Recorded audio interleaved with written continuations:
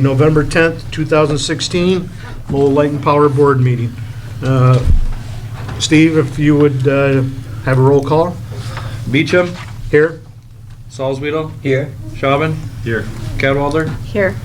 And we are now without one board member as Chairman Canfield is going to be on the council. Okay, with that, we'll move on to approval of the agenda, and I think you have a change. I'd like to add an item 2A, election or appointment of a new chair, and then depending on who that chair is, a vice chair. Other than that, I don't have any other changes to the agenda. So with that change of adding 2A, I would entertain a motion to approve the agenda with that change. I'll approve that change to the agenda, approve the agenda as for the change. I'll support. It's been moved and supported to approve the agenda with an addition. Any further discussion? All those in favor signify by saying aye. Aye. Opposed? Motion carried. So then we'll go to 2A and let Steve handle that. Well, really, it's the decision of the board. Who would they like to be chair or vice chair? I mean, Perry's the vice chair now, so naturally, he's going to be the chair of this meeting, so it's your decision if you'd like to move him to the chair position, which I would support, and then up to you who you'd like to be the vice chair, but you don't have to make Perry the chair either. So it's really your guys' discussion and decision. How do you feel about that, Perry? You just put it out there. I'm fine with it. Okay. Are you? Okay, great. We appreciate that. Mm-hmm. We do. Then I'll make a motion to nominate Perry Beecham for chair. I'll support. So will I support. Okay? So it's been, motion's been made, made and supported. Any further discussion? All those in favor of signifying Perry Beecham as the chair, say aye. Aye. Opposed? Motion carried. Now we need to set a vice chair, and I'm thinking, again, it was not, Jim's very capable, but being the newest person on the board, I was thinking either Tina or Andrew. I know, and at times it's probably more difficult with you being your employment's. That is true. I wouldn't be a good fit for the vice chair at this time with where I work at, because sometimes I'm going to be called out for contracts and what have you. So I do apologize, but I love being on the board, but for vice chair, I wouldn't be able to fulfill it. So properly. obvious, for me, I would think Andrew would be Yep. a good, so I would make a motion to have Andrew as the vice chair. How do you feel about that, Andrew? Is that okay? Yep. Thank you. I appreciate As long as that. Perry's still here, I'll be all right. So it needs support? I'll support. So will I. It's been moved and supported. Any further discussion? All those in favor of Andrew as the vice chair signify by saying aye. Aye. Opposed? Motion carried. Congratulations. Congratulations, You. both of you. Okay, moving on, item 3, approval of the minutes. Entertain a motion to approve the minutes as presented. I can't because I wasn't here. And I'll move to approve the minutes as presented. I'll support. Okay, it's been moved and supported to approve the minutes as presented. Any further discussion?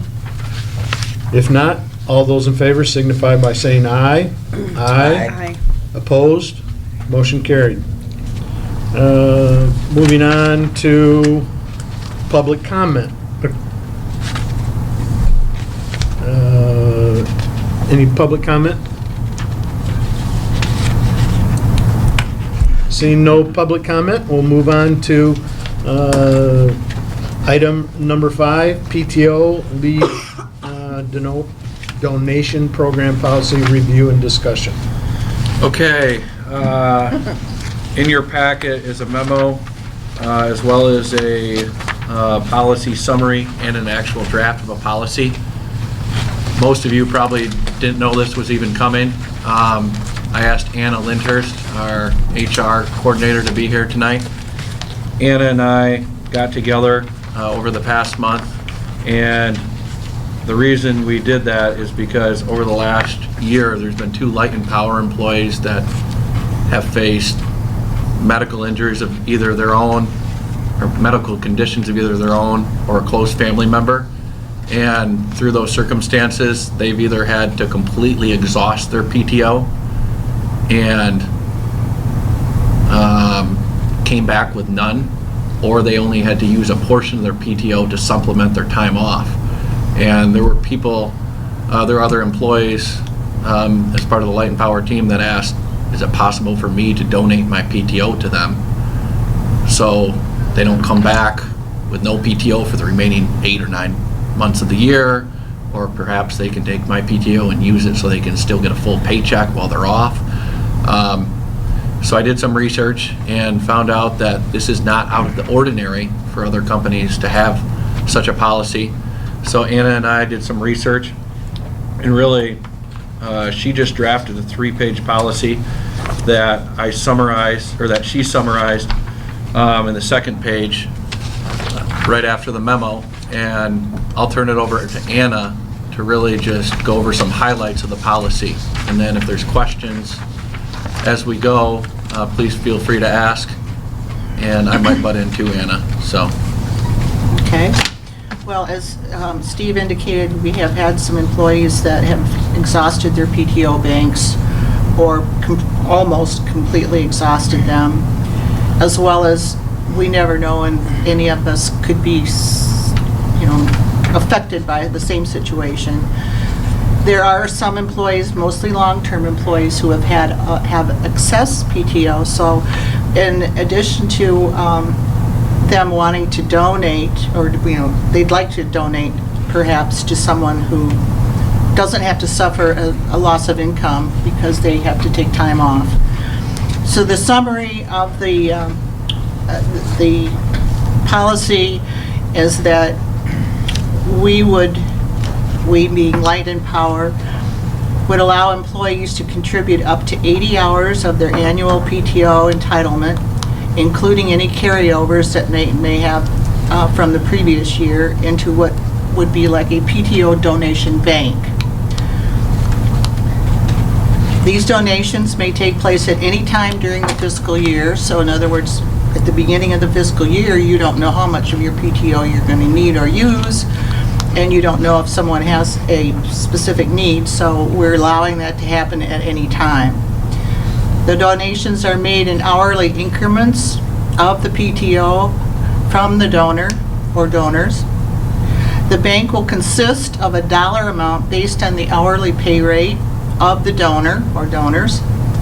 So if you have a higher paid employee donating into the bank, the donations will be given to the recipient at the pay rate of the recipient. So therefore, if you have a higher paid employee and a lesser paid employee that needs the PTO, then they may give 40 hours, but the other Keep it employee at the lower rate. would be at the lower, yeah, distributed. And the at reason for that is we actually, in our payroll system, it shows how much PTO each person has, what their hourly rate is, and it shows the company liability, and that's how I factor in the compensated absence budget. So it's not like if a lower paid employee donated an hour, we want a higher paid employee to just treat that as a single hour, because then the company's liability would be going up, and I don't want this to be a net loss for the company in terms of the dollars that we've already budgeted. So is it's hours, or is it Hours money? convert to dollars, and then back to hours. Okay. So that, for instance, if a higher rated employee donates 80 hours and somebody needs it that is less, that would actually still leave more money for someone else. Yes. So if somebody made $2 an hour and they donated 40 hours, it's $80 in the bank. And if somebody made $1 an hour, they would now have 80 hours of pay in the bank. Does that make sense? How is the PTO set up today? Is it by seniority, years at Yes. low-lying power? Yes, it's by the hours, the time and service. Okay. Now, do they get that PTO once a year or like every 6 months? Do you split it up? Like 6 months you get this amount? Well, it would be, Every July 1st, people get PTO. PTO. Okay, so Right. all of it's given to you, bam, Yes. right off the bat? Yes. Okay, Okay. okay. correct. Now, again, if you have someone who gets PTO on July 1st, and they suffer a loss or a situation in their family that requires them to use their PTO in August and September, then now they come back to work in October, and they have no PTO until July 1st. And then they may need, a sick day, an emergency, whatever kind of personal need they may have.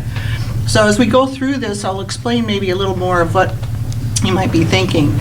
To receive donated PTO, the recipient must qualify for a medical emergency for themselves or a family member within the same guidelines as you would use to qualify for FMLA, or have used a substantial amount or exhausted his or her PTO for a previous medical emergency and have more than 30 days left in the fiscal year.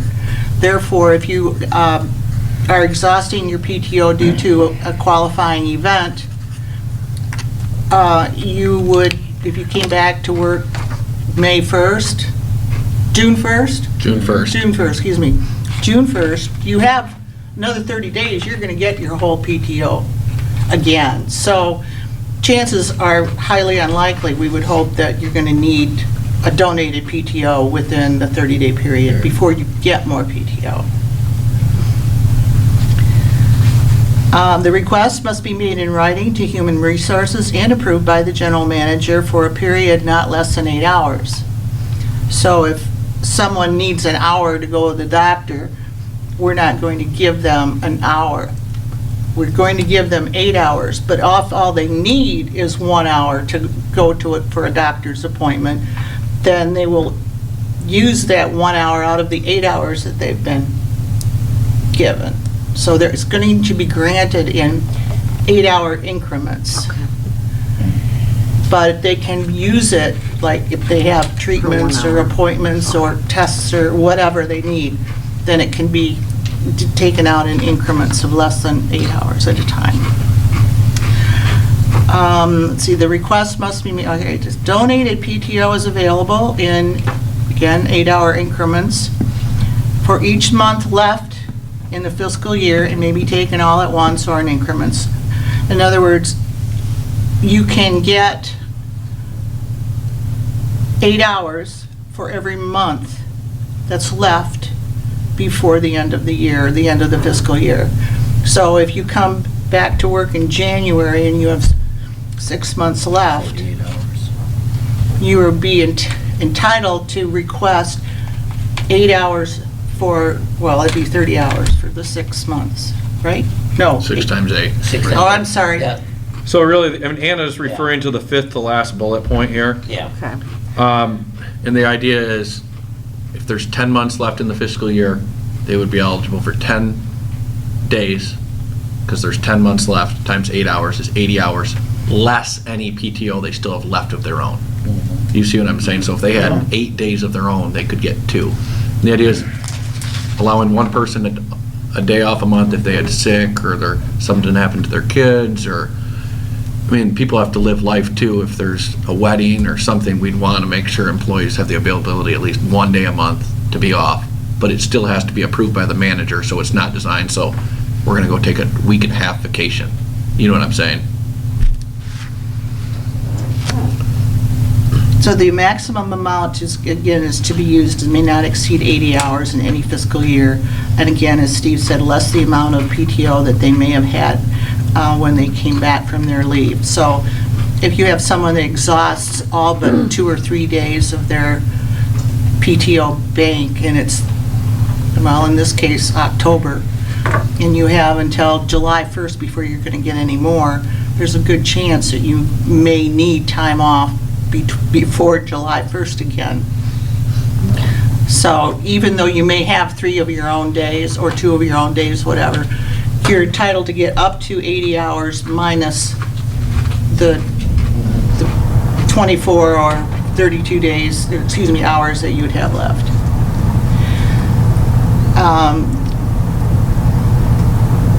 We're going to request that the employee makes their request for PTO to be donated in writing, and it is to be used for the purpose of which it was approved. And any unused PTO at the end, remaining at the end of the leave, recipient's credit on termination of the approved leave must be returned to the PTO bank. So if you ask for a week and you only needed 3 days and you came back, the other 2 days go back into the bank. If an employee, also another thing is if an employee that donated PTO needs their PTO back for their own personal medical emergency or family medical leave, then they may request to have it returned. Is this, oh, I'm sorry, I know that Crystal Flash, the company, has a similar policy. Where did you get your policy information from? Where did you pull your guidelines to map this out for this? From the United States government. Okay, okay. And, yeah, because government, like the state and the U.S. government, their employees accrue time off as they work, which some of you may be familiar with. We do not do it that way. We grant all of their PTO at the beginning of the fiscal year to be used throughout the time. So Okay.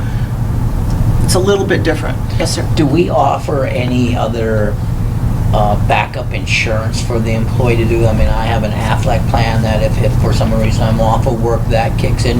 Do we offer anything like that? We That they do can have pick up short-term- supplemental? No, we have or Aflac. Long-term or short-term disability? Yeah, we have Aflac, we For have the short-term employee. disability, Okay. if it's the employee. Right, That's- employee, yeah, Right, yeah. that's the only other thing. And our short-term disability is only 60%. Yeah, ours is 80, but yeah. So in some cases, an employee may use their PTO to supplement their short-term Yeah. disability, so they get a full paycheck. I understand that. Yeah, and I mean, in the situation we had an employee whose, unfortunately, spouse passed away. Yeah. So you're not covered under an Aflac policy. You're not covered under short-term. Right. And our funeral leave is 3 days. Yeah. You know, it could take somebody, a couple Absolutely. weeks, you know, if their spouse dies, and Absolutely. all of a sudden you're out of Yes. PTO by the time you come back. Right. Yeah. Question, what is your FMLA guidelines? What are those? Because I know that it is government regulated, however, you could still pick and choose how you set it up. So I'd like to see your guidelines. That is in our policy book, Okay. which I believe everybody has a policy book. I don't It's remember seeing that, did you? It's chapter 3, or in Is your that? policy book, yes. Okay, Maybe we should refer to a certain section of our policy book as described in the FMLA section in When- chapter when we- 3. that's You know a what good I mean idea. here? I'd like to see that.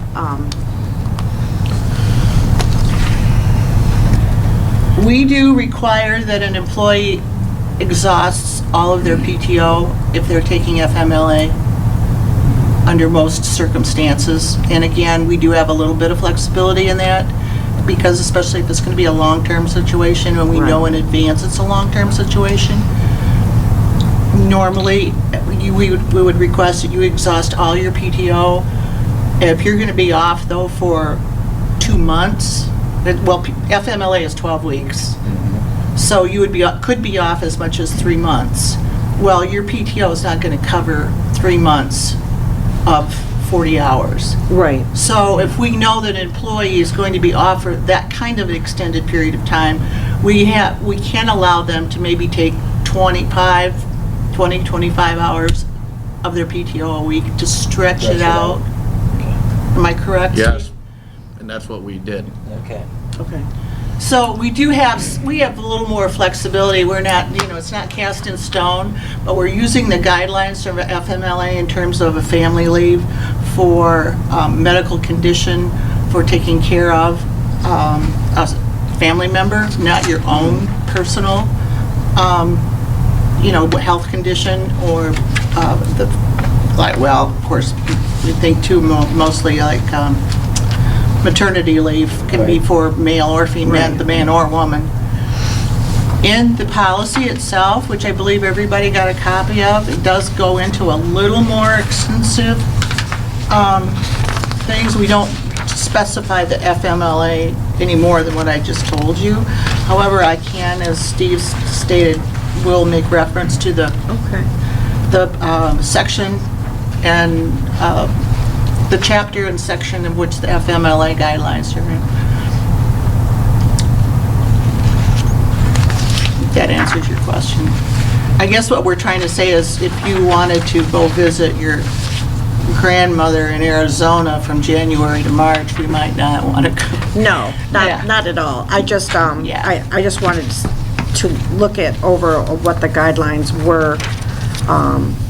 I do know that specifically, there's been incidents in other companies that I've did contracts for, that there's a lot of wiggle room there with FMLA, and you can virtually almost write your own book within these guidelines. And I know of a situation where their daughter had, diabetes, and the next thing you know it, she was in danger because of losing her leg. And then, something like that, and they ran into a little murky waters there of, well, that's, so I want to see what exactly do you deem medical or what, because diabetes is a medical situation. It can be life-threatening, so I just that's what I'm questioning. Well, medical certification, a company can require up to 2 physicians to provide, and there is government forms that the physician or the medical caretaker, whatever the circumstances are, is required to fill out. So if we ever got into that kind of a detail, Okay.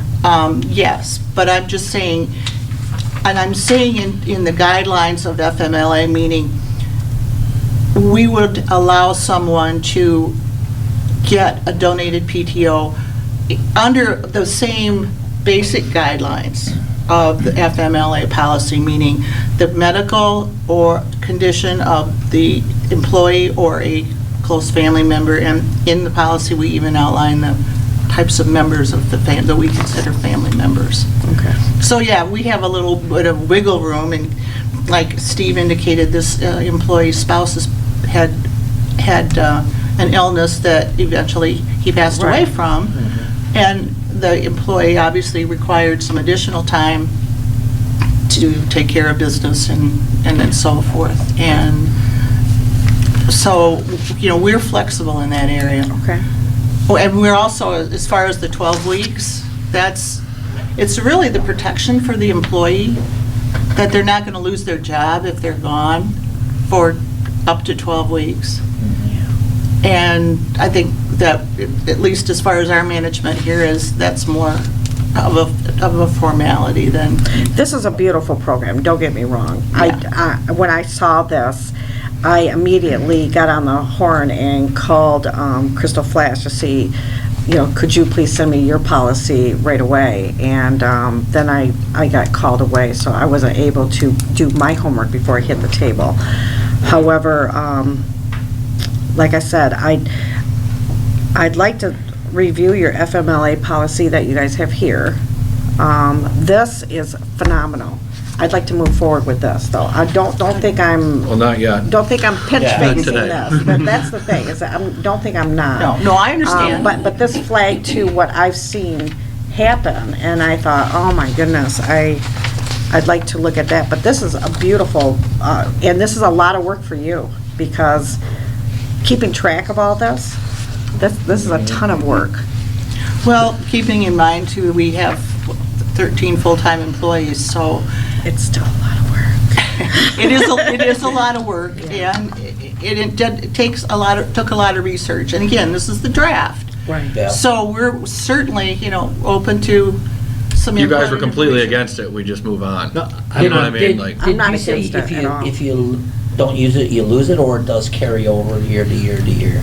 No, you have to give it back if you don't use it. You have to Okay. put it back in the bank. If you're the recipient. No, Overall, she's talking- Yeah. Oh, I'm sorry. Yeah, I understand that part. If from July 1st to June 30th, if you don't use it, or do you get to roll it over till the next year? So if I had 40 days. I'm Yeah, thinking no, of, she did the explain it. carryover. what I'm Yeah. thinking of is, Carryover. okay, there's this, if employees donate to it, there's this pot of hours/money in there.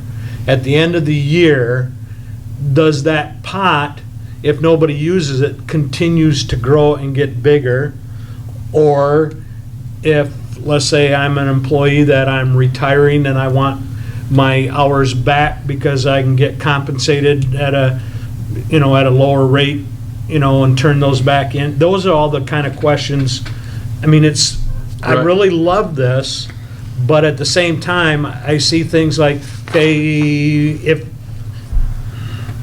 everybody's kind of assuming that there's going to be this big pot of money there, this pot of money might be very small, and there might be only, if one employee or two employee donates to it, partial of their time or whatever, then there might be only 3 days. There might be, to begin with, there's only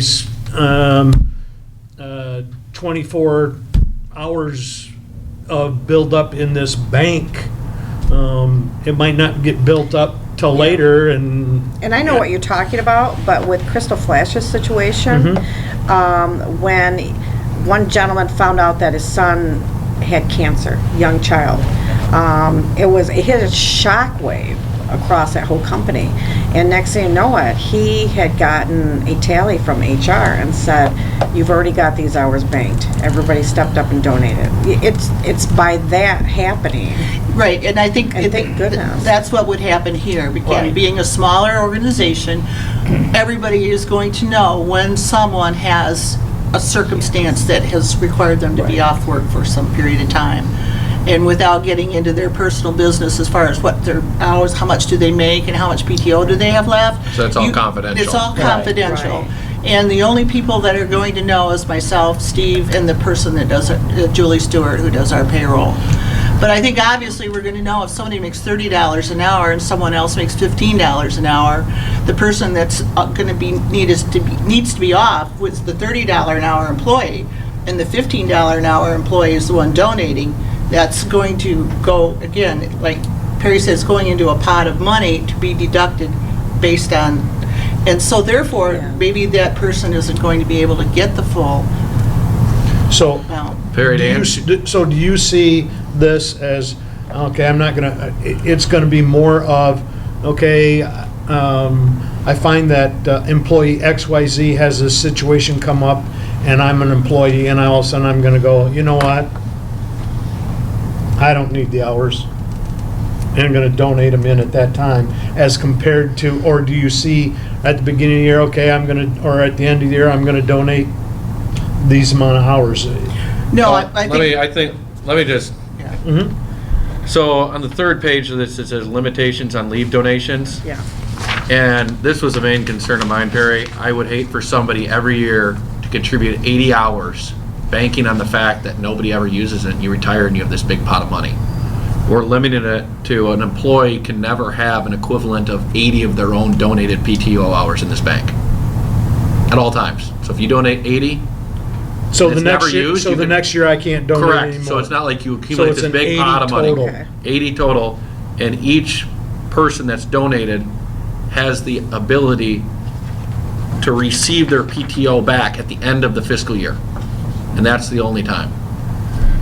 So it's not, 80 hours, I've run some numbers, isn't gonna, it's a small liability, and yeah, you might have to pay somebody out when they retire those 80 hours if they want them back, but it's not a lot. It's not like they can do 80 hours every year for 10 years, and then they have this bank of 800 hours that, no, we've never had a situation that's qualified, and they get this huge check. We're limiting it to 80 hours. So normally PTO, you use or lose it, right? You can carry over up to 80. Okay, so you can From carry up, one year to so you another. can carry over 80 and donate 80? Correct. Okay. Right. But then if you, so I was seeing like the section 6.7, I guess, where it talks about you can at the end of the fiscal year, the donor can have their donation returned to them, Right. or they can carry it over to the next year. It can stay in the bank. And so that, if it carries over, they can still get it out at the end of the next fiscal year. Correct. But they just can't add to it. Correct. Okay. Yeah, so really, I don't want this to become somebody's piggy bank and find a Right. loophole so they can just get this check when they retire. That's not the goal. The goal is really just to help somebody in need. The company comes out completely whole. Mhm. You know, we're a small company. Okay, next Yeah, so- question, Okay. I mean, for me, is, I hate this question.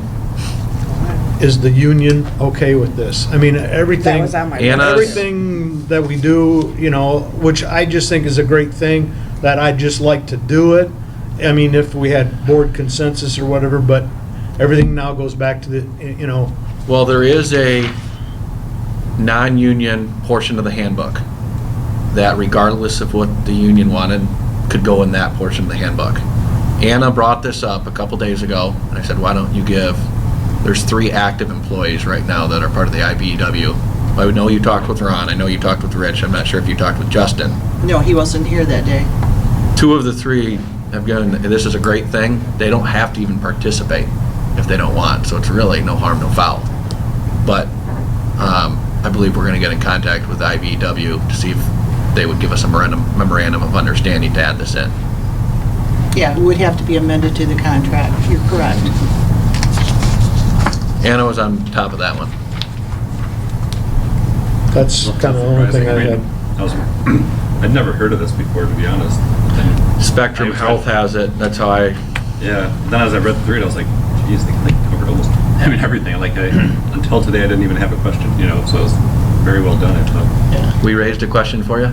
Well, just the one about, Oh, what yeah. should be carried over. Right, Just right. the one we just talked about. I mean, Yeah. aside from that, I was like, I read through it, it's like, geez, sounds like I got everything figured out. The only actually main question I just had was, more of a long-term, like, is there any consideration to having a different type of, like, leave, time off type? Because I know, like, my company has recently gone to this permissive leave that covers everything. So vacation, medical, sick, it's open-ended. There's no, like, limit. It's just your manager has to approve it. But is it not paid? Is it, It's paid.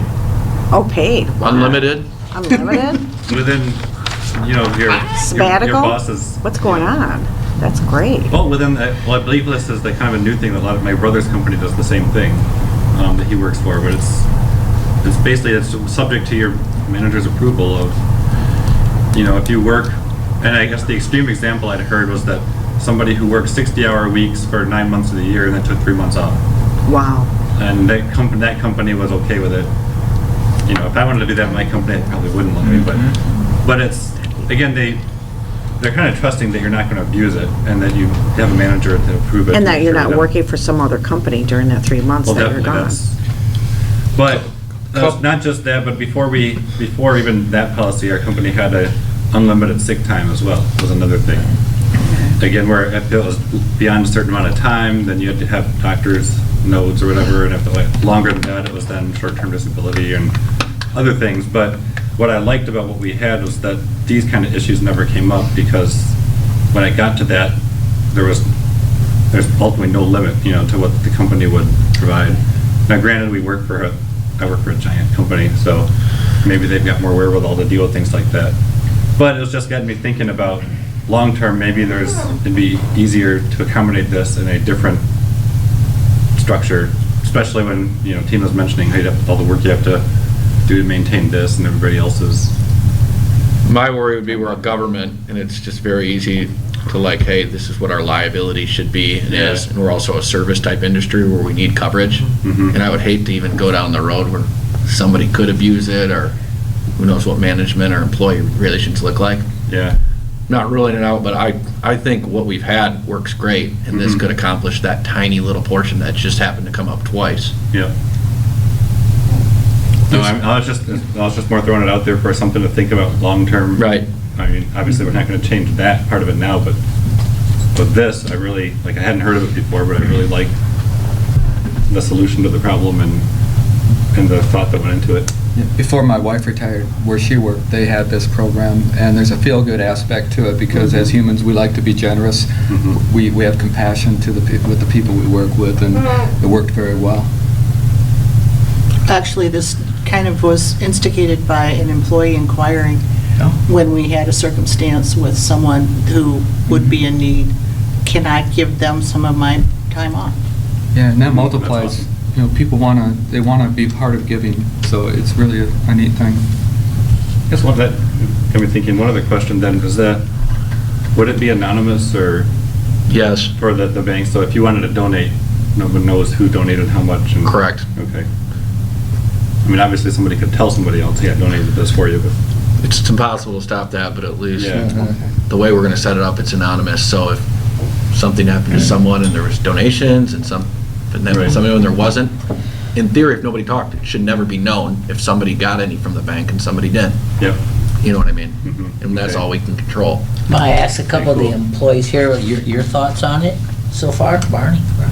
I asked if we could do that. Because of Gail's situation in particular, because she was getting pretty down and out with that, so I asked if that could happen. And Mark inquired about it as well. Okay, awesome. So that's how it was Yeah, initiated, okay. really. I mean, Yeah. so, So to move forward, we're looking to, as I think that in your comments or whatever, is to review it, get all of our answers, and then come back in our December's board meeting and approve For the this. final draft, yeah. And there were a few minor corrections that we made to the draft that you have that Anna will be able to email everyone, or we can drop it off, whatever you prefer. But this will give you a chance to read through the actual policy in detail and then come back with any amendments or changes or deletions next month with the hope to approve it, yes. and I just wanted to add to Tina's comment about the FMLA. Again, that's using the guidelines of the FMLA. It's not going to be cast in stone. We're not going to follow every little thing about it. I guess the purpose of the FMLA was so we didn't have to make 5 more pages of wonder what conditions would qualify for you to be able to utilize this policy. Would you be looking at having legal look at this then too from the standpoint, or you guys feel comfortable doing it under this circumstance? I feel comfortable under this circumstance unless the board would prefer I'm legal. I just- just don't I'm want to just bringing spend it a out couple there. $100 Yeah. just if we don't need to. Okay. I don't see a need for it. I just think it's our company, I mean, it's our employees wanting to help other employees in the company, and it's just a way to go about that. That sounds like there's consensus to move forward and vote on it December, is that? Yep. I'm Okay. going by what your Yeah, I'd ask recommendations then are. that you'd read this in detail and come back with any comments or changes. Make those and potentially approve in December. Okay, any other questions? Nope. Then move on to action items. Turn over Steve. Thank you for all your work. Thank you, Anna. Thank you. My pleasure. Oh, you're not gonna stay for the whole meeting? I drag them out for 3 or 4 hours, you know? Maybe next month. Okay. She's gonna overlay some more for you. Thank you. Okay, action items. We have 2 of them tonight. The first is a invoice for labor and engineering expenses from OnPower for the continued commissioning of the combustion turbine. Last month, I did mention that we would be receiving additional invoices from OnPower that would put us over the initial budget for this portion of the project, and this reflects that. Like I said, we didn't have this specifically budgeted as part of the combustion turbine project, but we do have dollars available in our capital budget in total. And the way the capital budget has worked, both here and with the council, is the total capital dollar amount is approved. I segment that into what I expect different projects to cost, and it is going to be the case for the combustion turbine. It just goes over what I had expected it to be. But we're still going to have dollars available in other projects to fund this expense. This is something that was needed for the commissioning of the CT, and like I said, we have the cash available, so it'd be my recommendation. But Yeah, will there be additional charges, or do you think this is the final, or we're still looking at? I believe they're looking at 2 more days, potentially 3. Okay. 2 or 3 more days. Okay. And that would be, and I can speak to it now. In the manager's report, I talk about the combustion turbine. I did receive the good news that Consumers Energy is allowing us to run next week. The transformer that was wired from the high and low side opposite was fixed, and a number of additional items have been completed.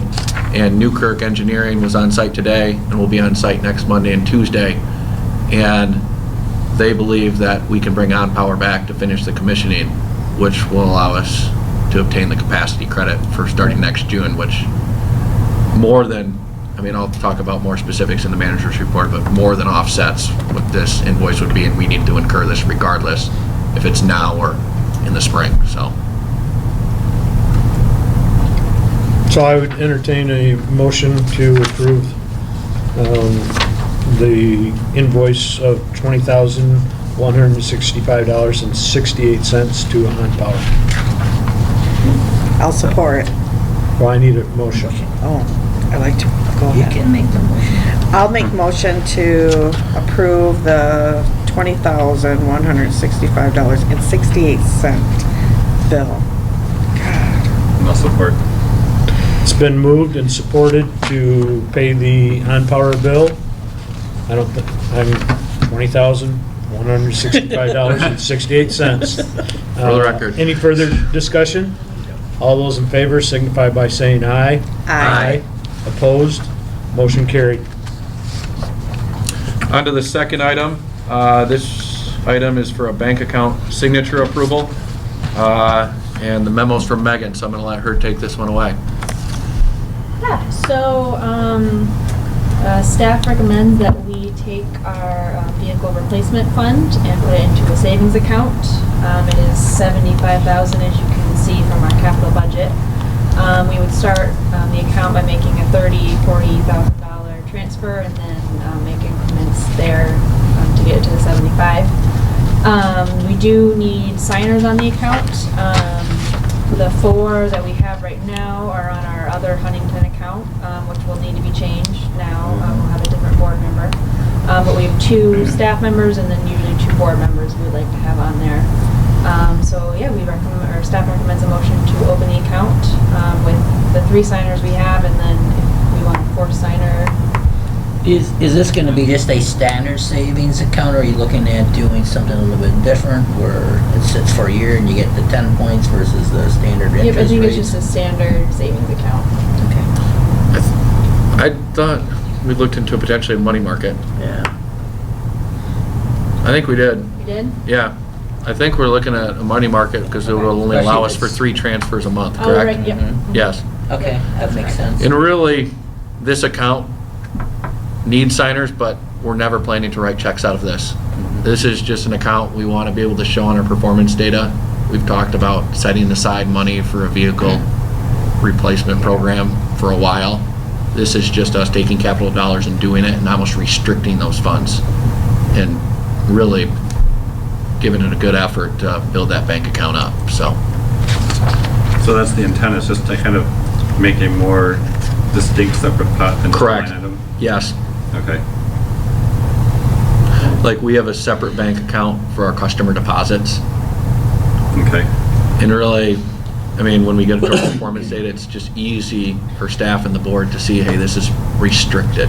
So it's very transparent.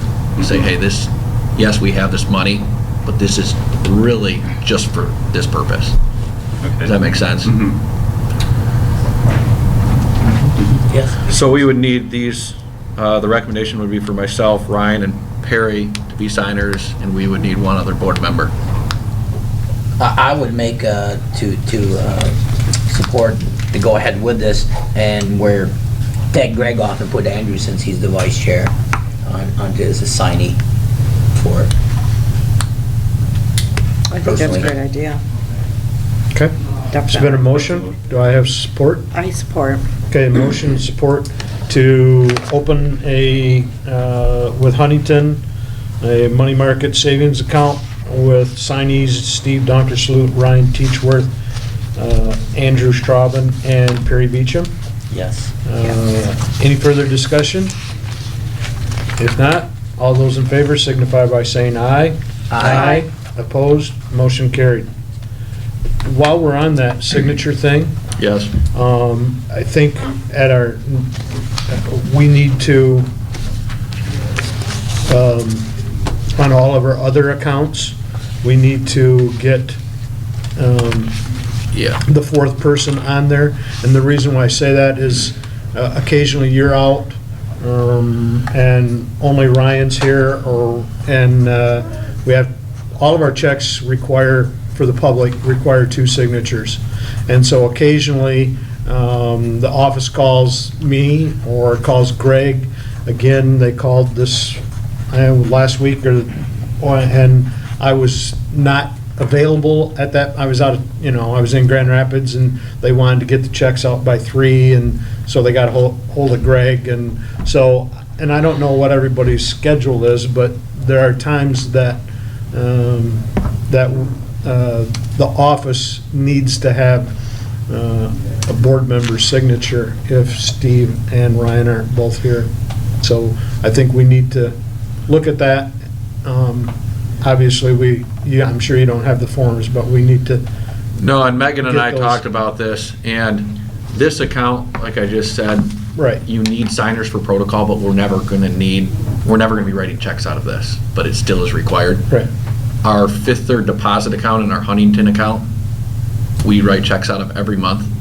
And in previous years, we had chosen Perry and Greg because typically they were around town and would be available to sign checks.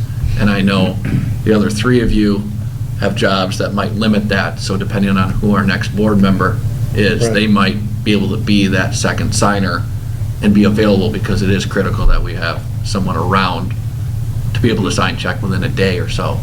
so I'm just bringing that up, so we Right. need to. Okay, moving on to number 7, informational items. Turn it over to you, Steve. All right, performance data for October 2016. You can see that sales were down roughly 3% compared to the previous year, and this was reflected in residential and commercial.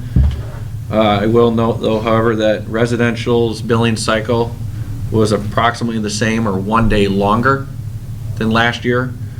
So, which means people are just using less power over the same amount of days. Commercial, actually, the billing cycle went down from 33 days to 31 for a lot of the industrial accounts. So it was actually a 6% drop in billing cycle days, but only a 3% drop in sales. So they actually used more per day this October compared to what they did last October. You'll notice residential customers was down 15 from the previous month, and the reason for that is that one-time AMI billing where we were able to bill people that were new customers. Do you guys remember, we had a great influx, we were able to bill people a final bill, and we were able to bill a new customer who might have moved in the 15th, bill them for their usage for the first 13, 14 days of the month. So those accounts got 2 bills, and it reflected in the higher residential customer account. Now we're back to normal. So I just wanted to point that out, and commercial customers were up 3. Moving down to the middle of the page, August 2016 compared to August 2015, total requirements were up 11%. 8 million kilowatt hours is near the highest number in low light and power history, and peak demand in September was basically consistent with last year, and there was no generation in the month of September. This was the end of a new quarter. You'll see that October 31st, 2016, the average residential kilowatt hour usage was 723, which was the highest average for any quarter for the previous 5. And you'll see that the average cost per kilowatt hour was reduced to 12.3 cents. And again, I pointed this out many times, it's not as if our rates decreased, it's just that the overhead cost of our rates were split over more kilowatt hours. So you'll see the average cost per per kilowatt hour that people paid was decreased. And commercial was pretty close to last quarter, 10.8 cents compared to 10.7, so not much change there. Any questions on the first page? So actually, I mean, the average bill was larger, but in reality, if you go back, because using more power, Yeah, more bang for your buck. The 12.3 was the least amount going back to October, the quarter of October 2015. Correct? Correct, Am I reading that correctly? right. Does that make sense to everybody, why that is? Okay. On the back of the page, investments in cash, up 6.26%, just over 2.3 million. And the main driver for that was Huntington. In the previous months, we've spent a lot of money on the AMI project, and those costs have almost all been paid. So we should notice our Huntington balance increasing in the next several months. In delinquents, $0 remaining from the previous month for the second straight month. And delinquents from inactive accounts were slightly down. I mean, it's only $32, but it's better than the other way. And the aging analysis decreased compared to the previous month and the current month, previous year. And again, a decrease in the 61 to 90 plus days, which is the number I really pay attention to, because once it gets to that category, it's hard to get it back. Yep. Any questions? Outage summary. First of all, the AMI was a great help this past month, being able to determine exactly how long the outages were and how many customers were out. And if we go to the back a minute, you'll see that this report reflects 2 outages at the same location, same cause.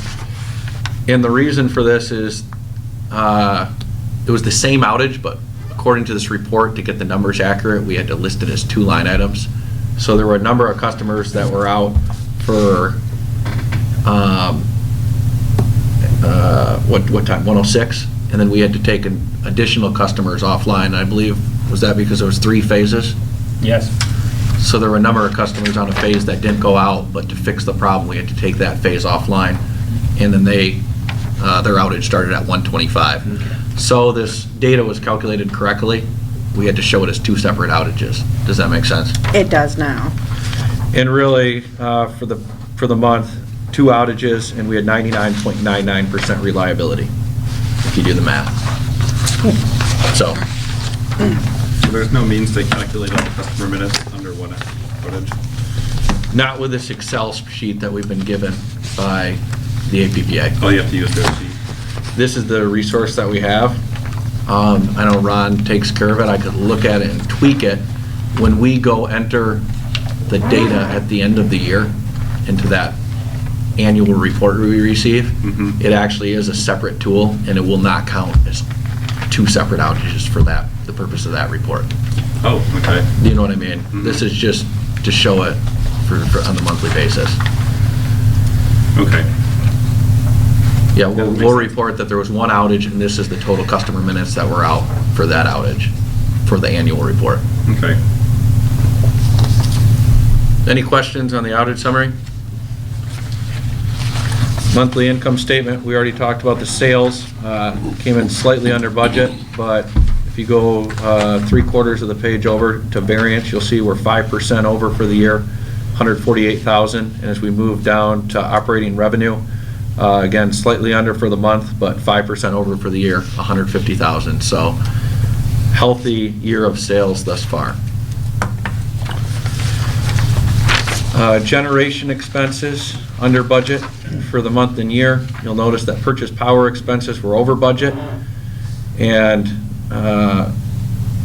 for the year, but that's directly correlated to the sales. So we're $125,000 over budget in purchase power expenses, and we're $150,000 over budget on sales, so that should be a direct correlation. As we move down to distribution expenses, you'll see that we were slightly over budget for the month, especially in 3 different categories. And the first one I'd like to point out is the maintenance of structures, a $6,000 expense compared to a budget of just under 1,400. And you'll see that we're still under budget year to date.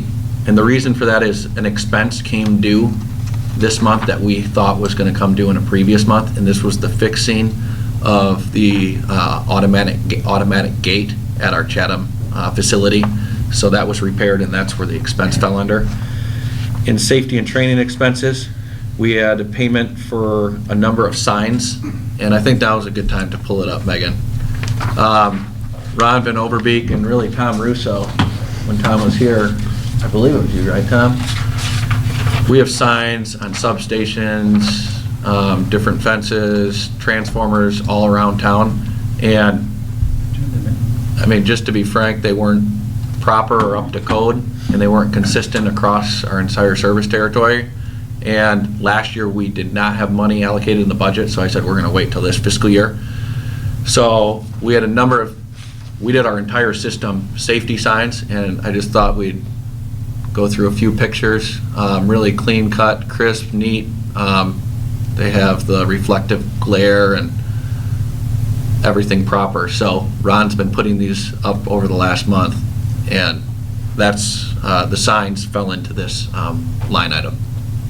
So these are just a few. Thanks, Megan. And then the last one, underground line expenses was over budget, and these were for the purchase of vaults that I did not anticipate at the beginning of the fiscal year. I believe we have money in the budget, but we only have $2,600 left for the year, so this is something we're gonna have to incur, and I believe we'll be able to cover by coming in under budget and other distribution expenses. So I just wanted to point out those three. But customer accounting, marketing, admin, office, employee benefits, miscellaneous, all really at or under budget. And total operating expenses for the year, just 1.28% over for the month, 3.13% for the year. And you'll notice we're 78,000 over in expenses for the year, but 125 of that is purchase power. So if you do the math, in every other expense except purchase power, we're $47,000 under budget. And if we move to the final page, net income of just over $34,000 for the month, under budget for the month, but we're still $69,000 over budget for the year. So we're in great shape 4 months year to date. Unless there's any questions, I'll move to the capital budget. You'll see that the Siemens combustion turbine has an amount remaining of $30,000, and the AMI project has an amount remaining of $10,000. $70,000 was spent on the Siemens in the last month. I anticipate using money from the Lowell Energy Center aesthetic upgrade, the SCADA project, which is almost finished and is going to come under budget, and the capital equipment, using dollars in these three funds to go towards the Siemens project and the AMI project. So I'll reflect that next month. But $70,000 this past month was spent on the Siemens, $24,000 was spent on materials for the first project as part of our 5-year plan, and $17,000 was spent on meters. Well, not spent on meters, just moved from the AMI project to inventory as part of the capital equipment. So we haven't spent the money, it was just reallocated. But $468,000 left for the fiscal year. Any questions? All right, on to the manager's report. I had an MPPA board meeting yesterday, and nothing noteworthy on an industry-wide level was discussed. MPPA is going through the process of implementing their strategic plan, especially the IT portion of that plan, and they're going to host a lot of their data in the cloud instead of having servers on site, and there's many reasons for that, but they're taking a number of steps to go through that part of the strategic plan. I received an email from Pat Bullen, the CEO of the MPPA, that the Huron Wind project continues to move forward. There is challenge in the Thumb area from various groups and boards. The MPPA, MMEA, and Nextera will be working to put